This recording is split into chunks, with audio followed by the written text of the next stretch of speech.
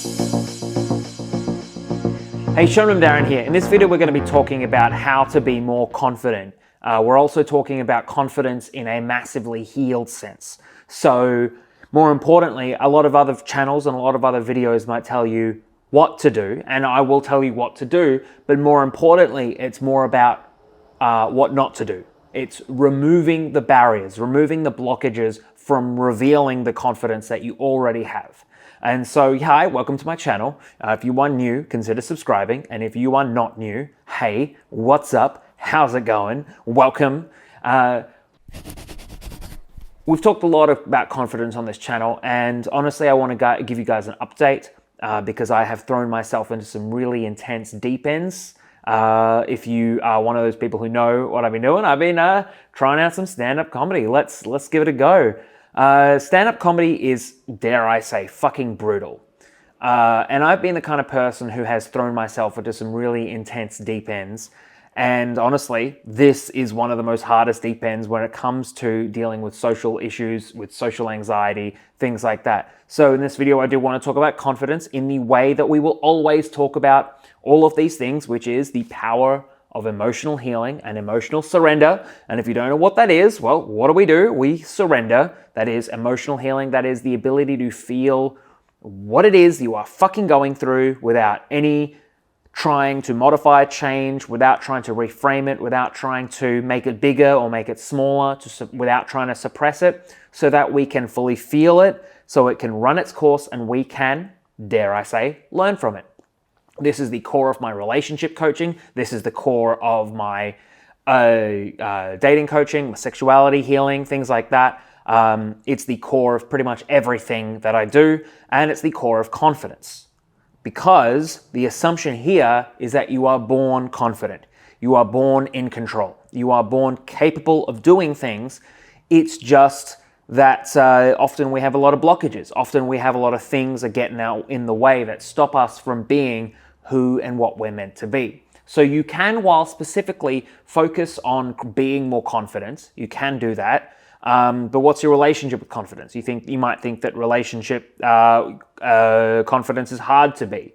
You might think that you have to be more confident in a certain situation. Can you surrender to those thoughts, feelings, and beliefs that you have around confidence?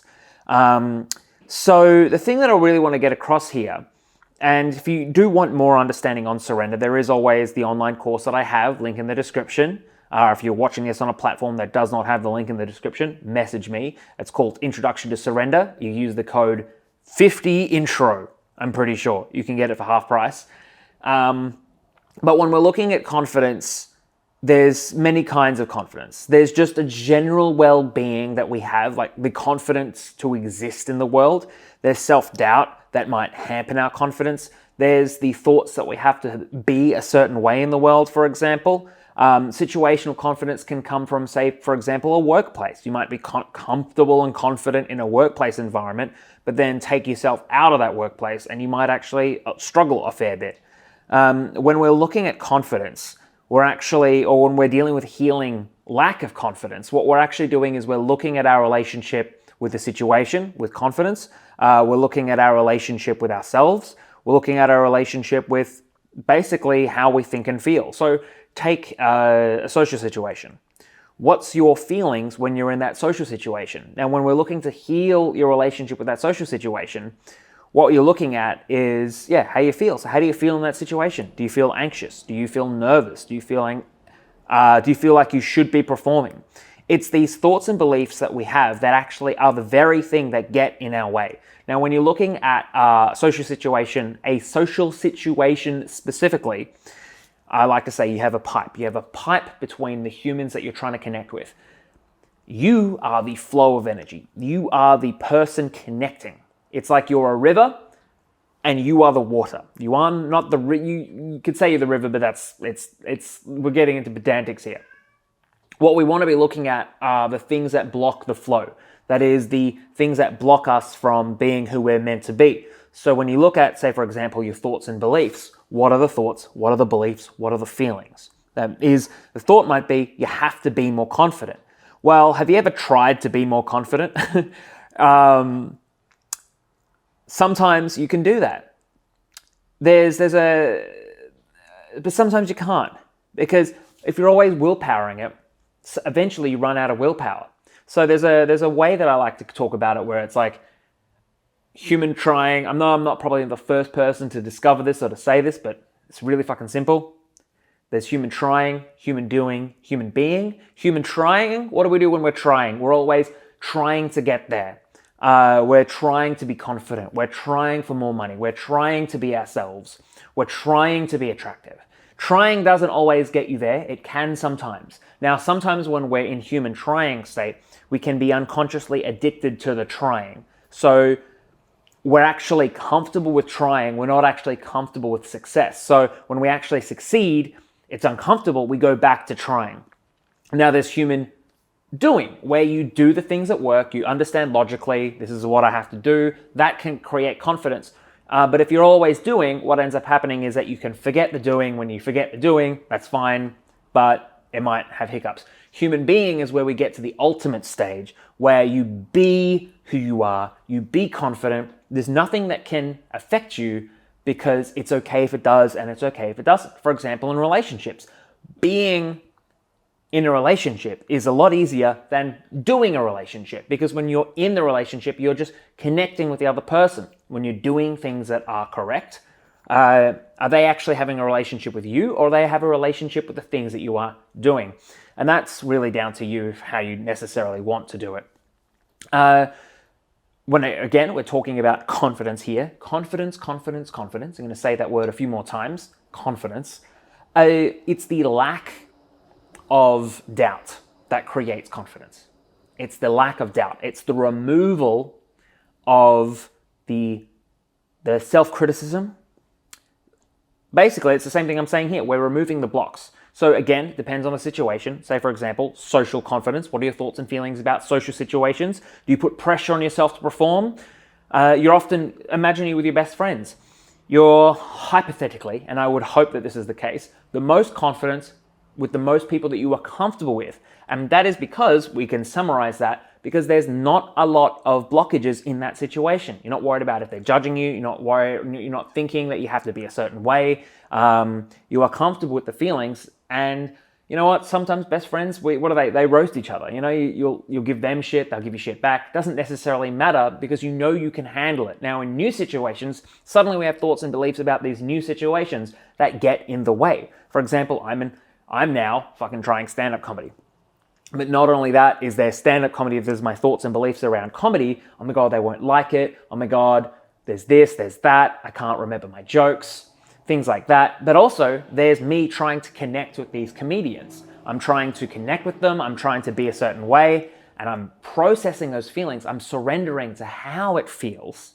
And as I'm surrendering to how it feels, I get to process those things. I'm like, oh, look, it doesn't matter if they like me. It doesn't matter if they not like me. I feel like they should know me, but they don't, so that's fine. As I'm processing these feelings, guess what? I'm actually, without even realizing it, allowing myself to connect with them. There was one point where I was new to this whole group, and I'm like, fuck, I don't even know what I'm going to say. Surrendering that feeling. I don't know what to say. What ends up happening? I was comfortable. My girlfriend loves this when I share this story. She thinks it's so funny.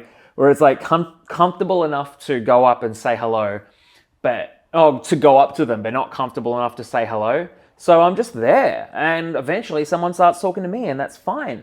And if you're someone who's really pushed yourself socially, and you've really pushed yourself, and you've always been like, I've got to be the one who has to say hello. I've got to be the one to do this. You're actually fucking destroying the situation. You're not allowing yourself to see the situation for what it really is, which is human being connecting. And sometimes people want to connect with you. You're always thinking, you've got to do the work, you've got to do the work, you've got to do the work. You're taking the responsibility away from other people, and they might want to also do the work. There's other kinds of confidence. We have confidence in the bedroom, for example. You know, what are your thoughts and beliefs around sex? Do you have to perform? Do you not have to perform? Does it have to look a certain way? Do certain people have to climax? Do certain people not have to climax? All these little things are the things that stop the flow and, dare I say, the perception of you and your partner, brackets, for inclusivity sake. But what ends up happening is all these little thoughts and beliefs get in the way. So what do? We always do that first little word, surrender, surrender, surrender. That is emotional surrender. We're surrendering to how it feels in that situation.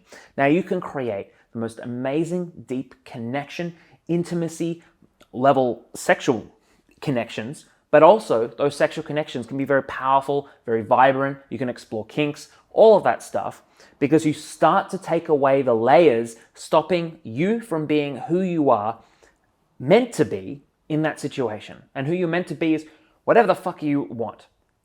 You start allowing yourself, because you are no longer worried, your cycles start to end. You start to heal your relationship with sex, heal your relationship with your partner, and therefore, dare I say, you become more confident. Why? Because it does not matter if you are confident. That is the ultimate level. When we reach a level of equanimity, and whenever I'm coaching people privately, that's always the goal. Whenever I'm working with you privately, say you've done an online course, who cares?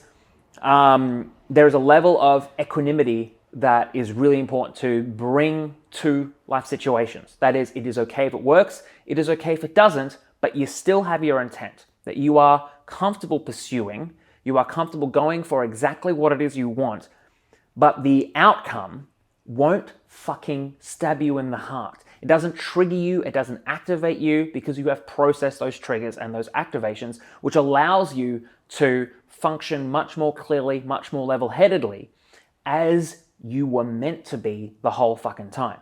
So what do? We heal our relationship. And the reason why I focus on healing is why I'm so obsessed with it is because through all my work with relationships, dating, sexuality, healing, all this stuff, is that for me, the thing I noticed and that I focused on was that before every breakthrough, before every realization or growth, there was always some form of deep emotional surrender. Even in my own life, trying to heal my own depression was a surrender to the depression. I realized the entire time I was just uncomfortable with it, trying to change it or suppress it or push it away. When I finally let myself feel it, what ended up happening? It resolved really quickly. I learned, at least in that moment, and everyone will be different, but for me, what I learned in that situation was my depression was actually deep introspection, and that by avoiding it, I was actually avoiding feeling what was actually going on underneath, which was I was just trying to apparently think, and I needed to be alone, I needed to be down, I needed to be lying in bed, just fully feeling it. And that's when I learned that confidence was just naturally who we are, that once those heavy weights were dropped, I was naturally up. I was a hot air balloon without the sandbags, capable of lifting myself up to whoever I was meant to be at the time. So here we are learning about how to be more confident. How do we be more confident in situations? Surrender to how they fucking feel. That's it in a nutshell. If you do need help with learning to surrender, you can either apply for a call, you can watch more of these videos, you can subscribe. You can also, there's my online course, Introduction to Surrender. If you are specifically looking for things in relationships, one of my more specific courses around relationships is Healing the Blocks to Love. That one I really love because I actually lead you through a healing journey in the call, not just giving you information, but I actually lead you through it. If you don't know how to feel, surrender to the fact that you don't know how to feel. Simple as that. But thank you so much for watching this video. You have been amazing. And if you haven't been amazing, well, that shit's on you. So thank you so much. Talk to you soon. Bye.